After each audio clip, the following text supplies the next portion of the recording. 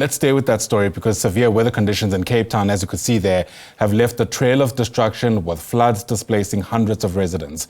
As the city appeals for donations to manage the crisis, humanitarian relief organization Gift of the Givers has stepped in to try and provide help. Earlier, we spoke to their spokesperson and project manager, Ali Sablay. In Ward 99, they had excessive gale force winds that left close to 4,000 people displaced. That was 2 days before the inclement weather, and cold front was to hit the Western Cape on Sunday. On Sunday, the squall started pouring in. We sent our teams to visit various informal settlements in the Cape Metropole, and by the Sunday evening, to prepare for humanitarian aid delivery for the Western Cape residents on Monday, our tallies were over 15,000 people that required our assistance from 12 informal settlements. As the weather intensified during the coming days, that numbers has increased over 20,000. As I'm speaking to you, we are on our way to our area called the Cedarburg district, where the people of Wuppertal has been cut off of receiving any form of aid since Sunday. The main road that is leading into Wuppertal has been completely washed away. Gift of the Givers teams this morning, with the assistance with 4x4s, will be delivering humanitarian aid to these affected families. But the numbers are huge. We had to call in additional resources and stocks from our warehouses in KZN and Gauteng to assist us in assisting these communities. The only challenge for us at the moment is in the terms of logistics when roads become inaccessible.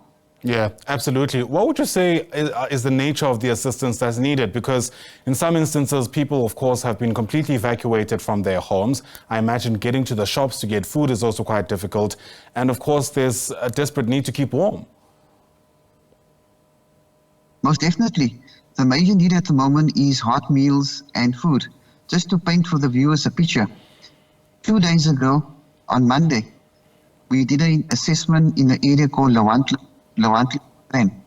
While we were busy with assessments on that side, we saw in the informal settlement, we saw three children looking through the window of the structure.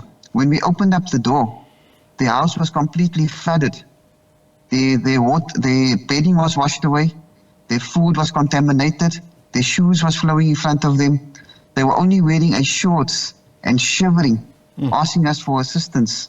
And this is one of the incidents. In Gugulethu, our teams entered the structure.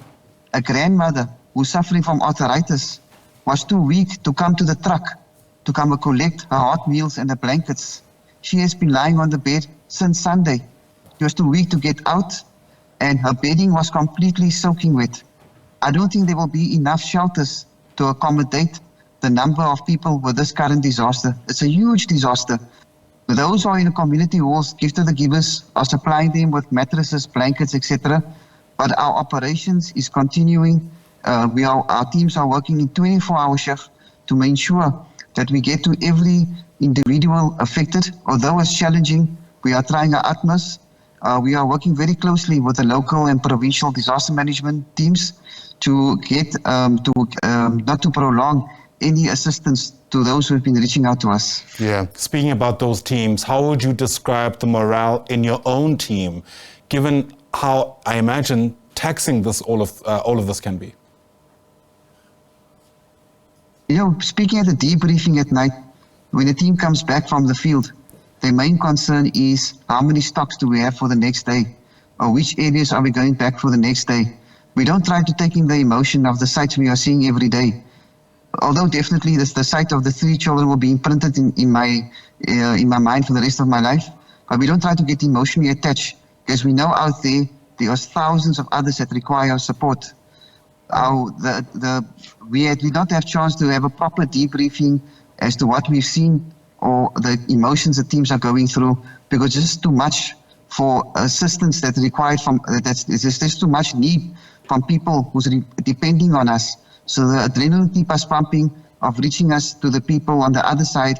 And what keeps us going is when we go to an informal settlement. Like yesterday, we were in the area of Mbokoi, Nepal, seeing the joy, children dancing in the rain when they see the pots of food being taken out of the trucks. That keeps us going, and it gives us energy to take on this And this is one of the disasters that we could say is one of the biggest in the Western Cape, because other disasters were just 1 day or 2 days of rain. This is going to be close to 7 days of rain, so you can just imagine the magnitude of the disaster.